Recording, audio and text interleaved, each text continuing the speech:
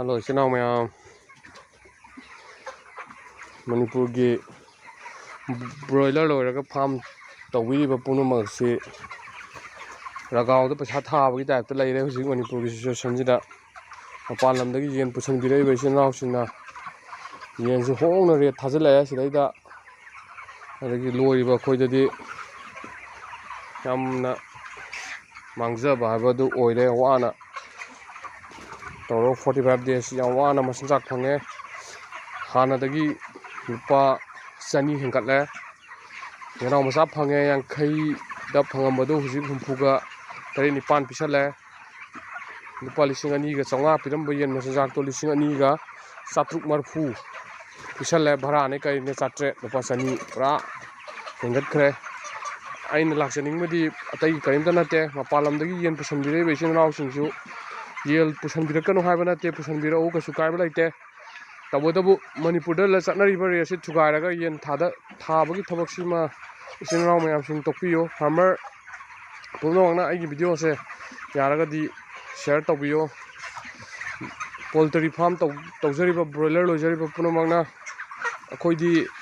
taseng hairabada masi isana financial puthoga tawo posonate businessman achoba kangbu yen masajak singba yenaw singba kangbu thadaraga khoidi luchumna khaki lojabane sendong katang hona zaman katang laujabane masidai jidaida moidadi thadariba kangbu jingdadi amang gaim laite luoriba khoi khaktane mangjarise adana poultry farm tawiriba isinraw mayam sing yaragadi ai video semtang share tawbiyo yen matang sadane yen honga ibase kadai dagino habise mayam punum amta thiminase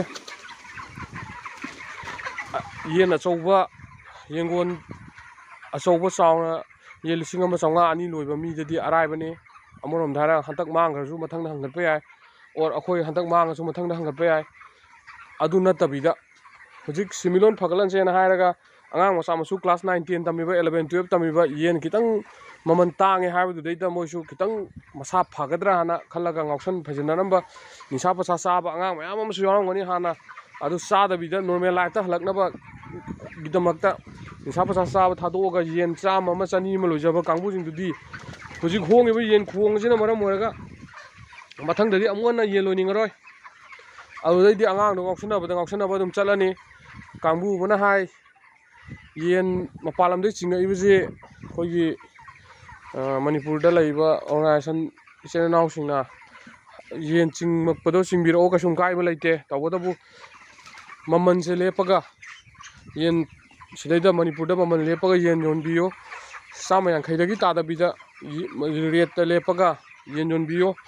maramdi yen asukkoina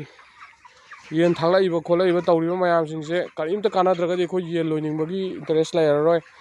amasung tawrimasung angang masa masu like su tamjariba hujik graduation tamiba class 9 10 tamiba 11 12 tamiba haidi sendal lambi ji regide hena akoida semilon phaganaba khudongjanaba tawri ngai cherak sidaida sumaina palamdi yen pusalak taragadi ai isa oisunu ina oisunu mathangda mohna some short duration da haitare 45 days sidaida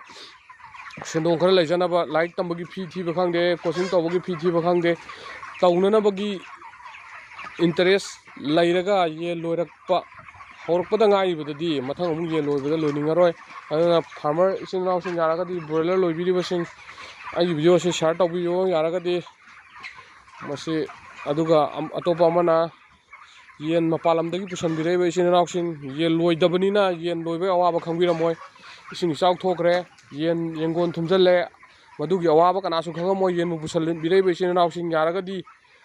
sendong hena phangnanabagi damakta adomna rate to loi thugairabani Manipur punamang ye rate loina kaidanabagi damakta sendong du hena phangbiyu aduna maram oiraga yen du 180 dagi tadabida Manipur sidaida pusalakpada market tawu matamda 180 dagi tadabida tawbiyu hena tongbiyu sum kaide sen paibagi tawuni business hena tongbiyu tawada bu rate thugairaga yen Manipur da thajalaga yonbase masi matangdi senanaw mayam sing nungsibidana masi matangdi tawbiganu haibase aina social media Facebook ki kuthangda senanaw mayam sing da haijari